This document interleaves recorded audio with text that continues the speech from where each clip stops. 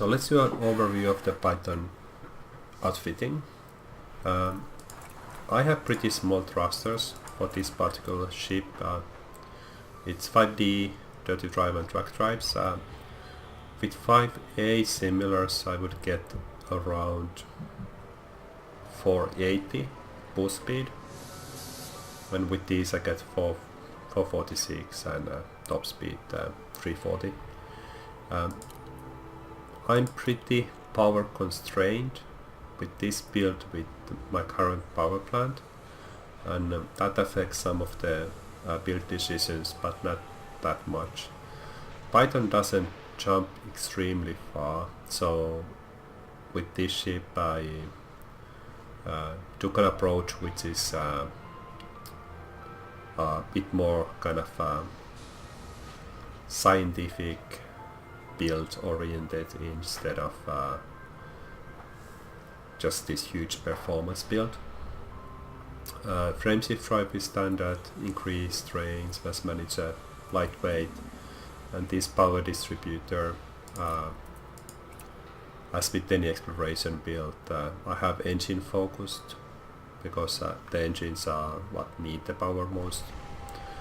And then superconduits is an option. Sometimes you take cluster capacitors depending on what you need. Lightweight, and then the fuel tank is at maximum size. On the optional side, maximum level fuse scope, auto field maintenance. You can use these compartments for something else also if you need. Then I have a cargo rack here, and then for the shield I have enhanced low power, high cap, and this is a 5A shield. It weighs 10 tons. With this shield and the boosters I get shield strength around 800, and as we saw in the testing, that's quite sufficient for this particular ship. You could get it a bit higher also by working with these larger compartments, because the cargo rack is really big but it doesn't weigh anything, so I just slapped into the one compartment that was empty. Then we have of course the frameshift drive booster. Very nice. We get 2 SRVs, which is extremely nice. Then of course we have the either surface scanner with expanded radius, controllers, limpet controller. 3D is nice spot for this particular build because it repairs 180 repair capacity, and the hull strength is around 1000. So if you are not dead, then with one synthesis you repair over 700, and that's normally enough to repair your hull to maximum from whatever damage you took. And then in here I have a small hull reinforcement. It gives around 360 hull reinforcement, and basically that's 35% of your that's 50% decrease from your of your hull without that, and then it 35 of your total hull. Okay, so that's core and optional. Then utility mounts, 2 0E shield boosters, heavy duty supercapacitors. They give very nice shield strength increase, and then have 2 heatsink launchers, lightweight. So it is well prepared for exploration purposes. And then on the hard points, mining laser and lightweight beam laser, and then I have railgun. And again, if I would use the railgun, which this is plasma slug, if I would use it to reduce my fuel, I would gain only 2.5 light years of jump distance, so that's probably not even needed, but it is in there in case I want to use it.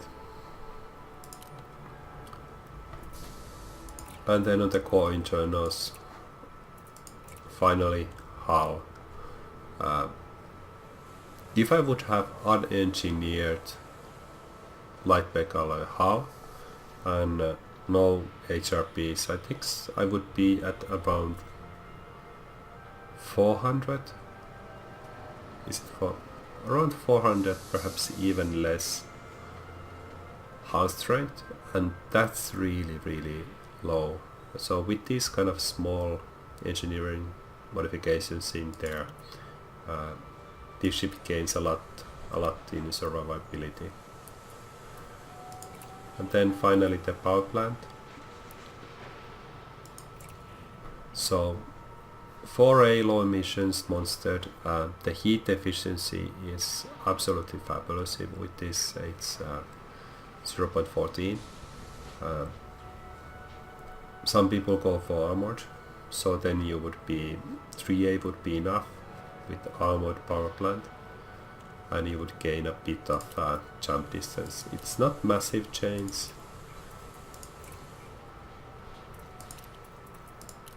So if I look into 3A power plants, the jump distance would be 53.6, and with this it's 53.2, so you get the 0.4 light years with that, which is not massive. I personally like these, but it's a different school of thought to go for the armors. You also get a huge integrity boost if you go that direction. I think that's all of the outfitting for this particular ship. So, just testing fuel scooping. Fuel scooping. Go to max speed. Fuel scooping complete.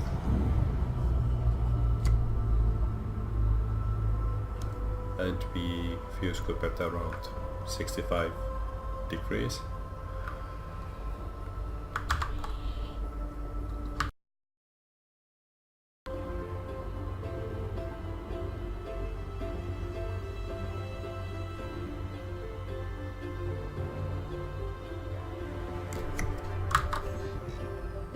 Okay, so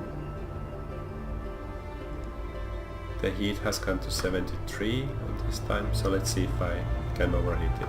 Yeah. Okay. Let's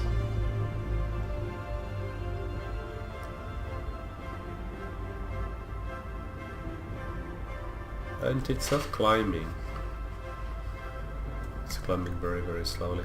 Okay, so I'm just gonna drop into the star and then or close to the star and then see what happens. Warning, taking heat damage. Hull integrity compromised. Okay.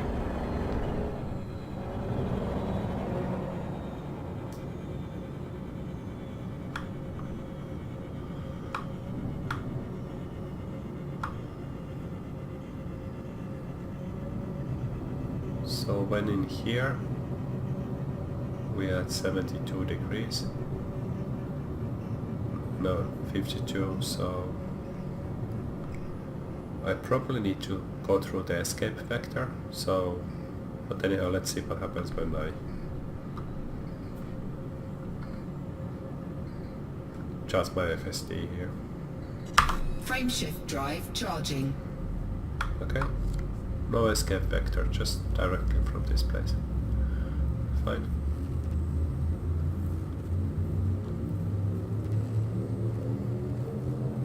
Four, three, two, one, engage.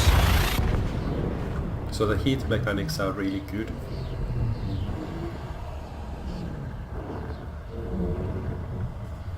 It's a very safe exploration ship. You can make quite a few mistakes also Fuel scooping. still be okay.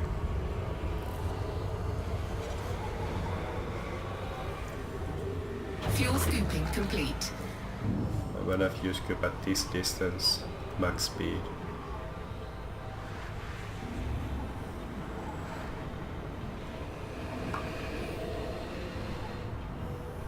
stays at that 62. Okay. Frameshift drive charging.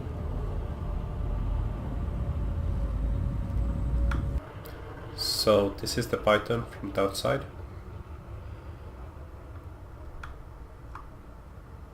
It's a really nice looking ship.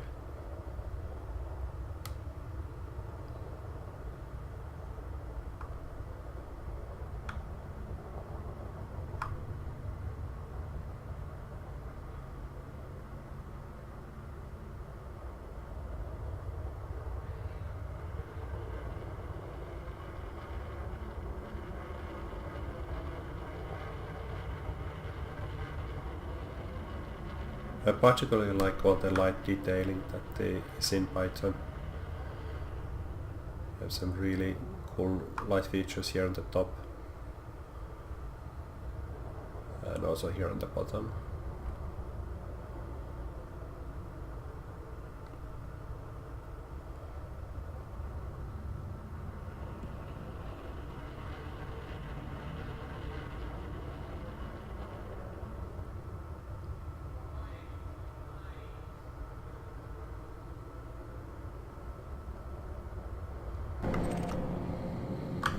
Frameshift drive charging.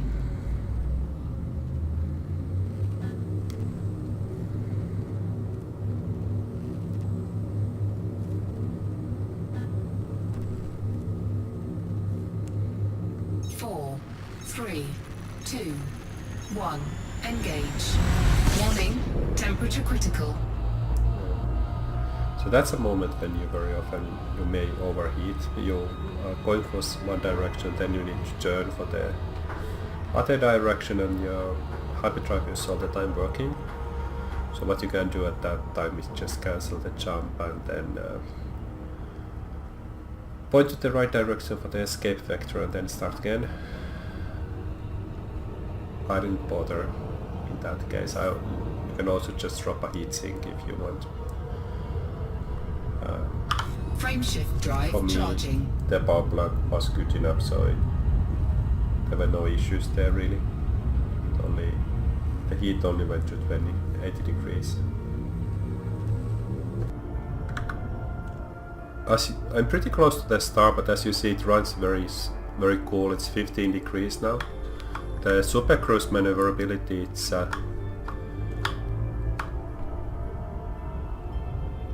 okay. It's not Asp-like levels, but it's no Anaconda either. So I think it's pretty comparable to what we had in the Orca. The visibility is pretty nice. Sometimes this comes right in the way of what I'm trying to look at, but it's pretty good. It's also pretty good to the sides. I'm gonna go visit perhaps not Jameson base, but visit the planet surface to do some surface testing.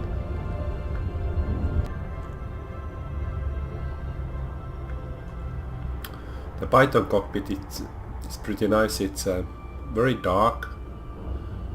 Get this very space-like feeling in there. It doesn't bother, so it actually looks like the visibility is better than it even is, because the cockpit is dark and doesn't bother me that it isn't there.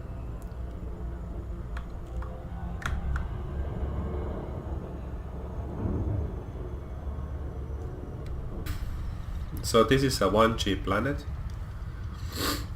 so it's pretty good testing ground.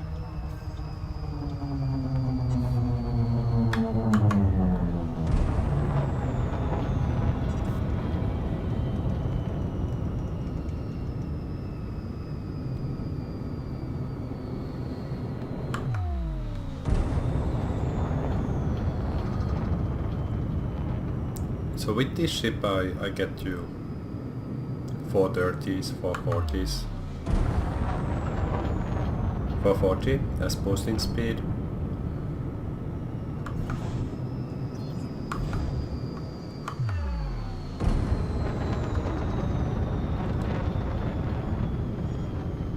And with that speed, if I clip the ground, put 4 pips. If I clip the ground at 4 pips.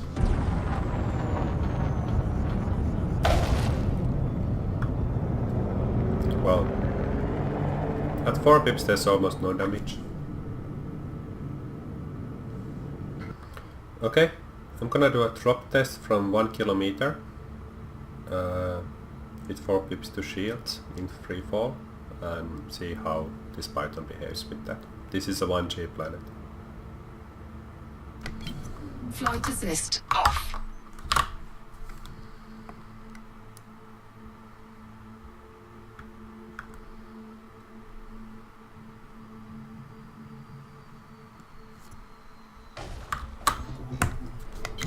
Flight assist on. So, very nice. Almost no damage to shields. And then just how it just behaves. So,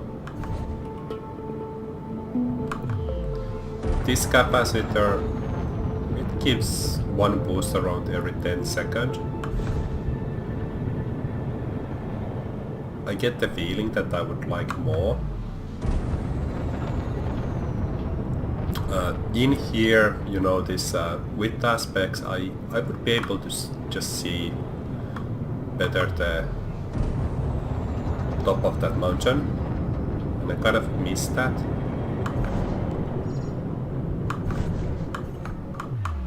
This Python behaves pretty nicely. For such a big ship, it's definitely not bad.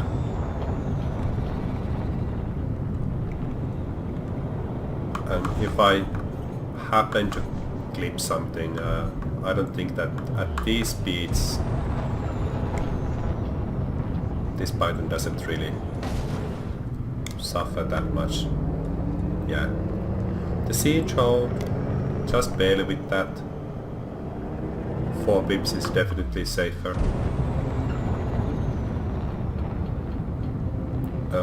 Even if I would drop the shields, this still has some hull left. So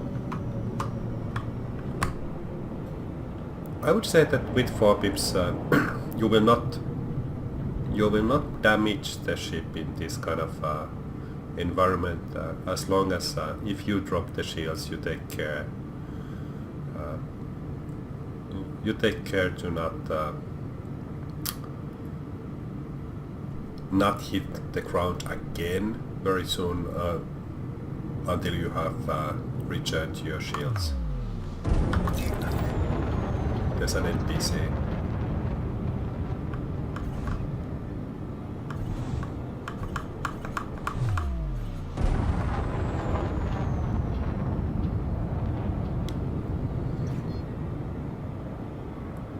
I kind of missed the maneuverability or the speed of the Orca, and I missed the visibility of Asp a bit, but the maneuverability, it's not bad.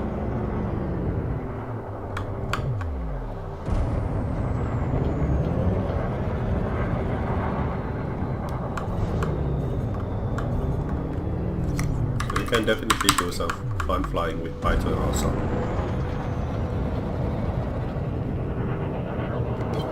Flight assist off.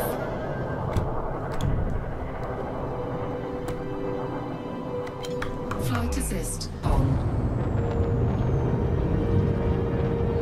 Okay, I think I'm gonna head to the dock.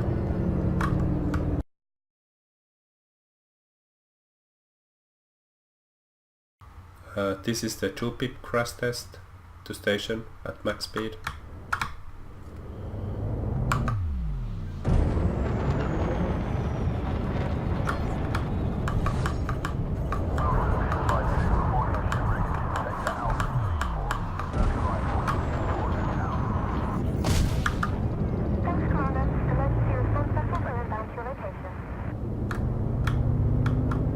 That's nice.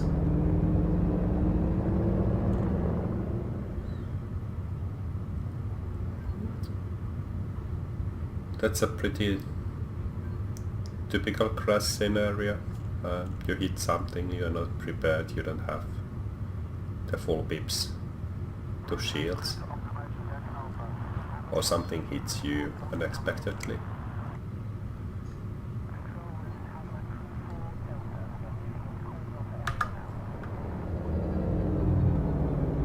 Okay, and now I'm gonna do the final crash test. It is without the shield generator enabled.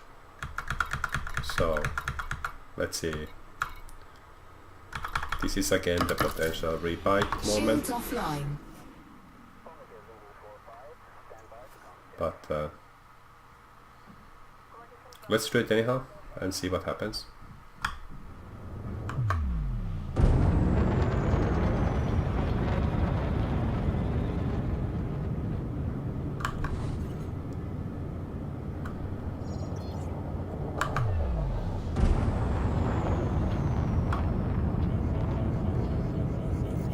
Hull integrity compromised.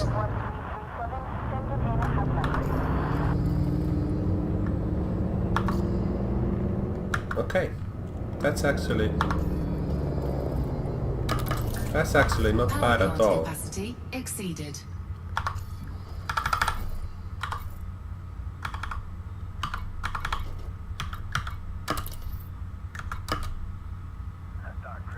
Diagnostic repair sequence So initiated. I'm gonna do a repair just to get the shields back faster.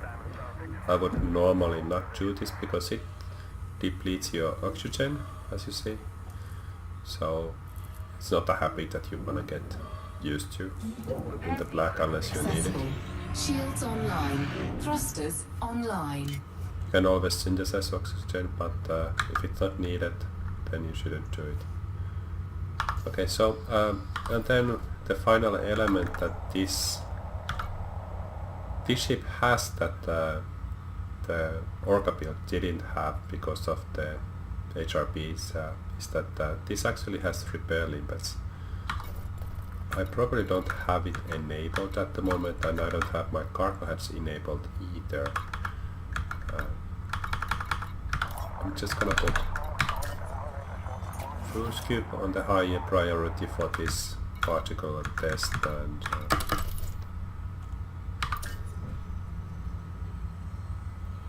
because you really don't need fuel scoop when you are using repair limpets. Okay, so I need to target nothing. So no target, and then Programming limpet drone. using repair limpets. So as this has quite high hull strength, and my repair limpets are just 3D. It takes a while to repair the ship.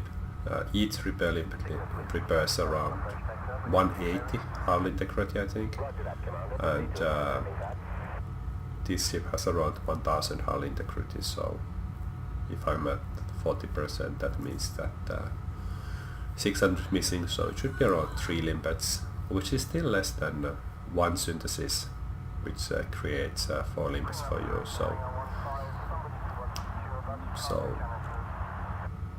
not bad at all. So 1 synthesis, 4 limpets should repair 75% of your hull, more or less. That's pretty close.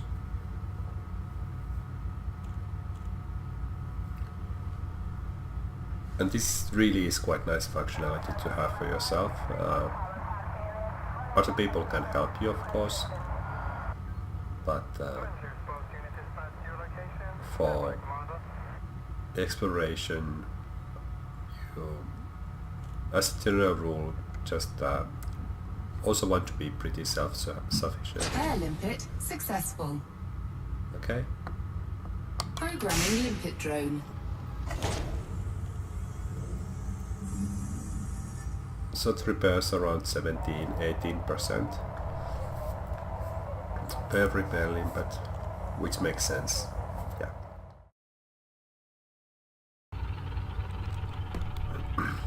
So the overall feeling of this Python is it is a very capable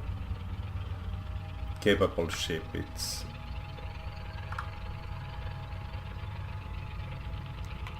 It has everything you kind of need in exploration ship because of the big internals. It is pretty sturdy. It moves pretty nicely. It has okay visibility. The heat mechanics of this particular build are excellent. It doesn't overheat. You really have to try to get it to overheat. Both the hull and the shields are durable in case you end up in any accident, and if you are in accidents, you can just repair almost everything. I'm at full hull, you can repair almost everything in the ship. You have the AFM for repairing most stuff, and then you have the repair limpets to repair the other stuff. And once you are done with those, just turn them off. Just turn them off and that's it, and then you have everything back in use again.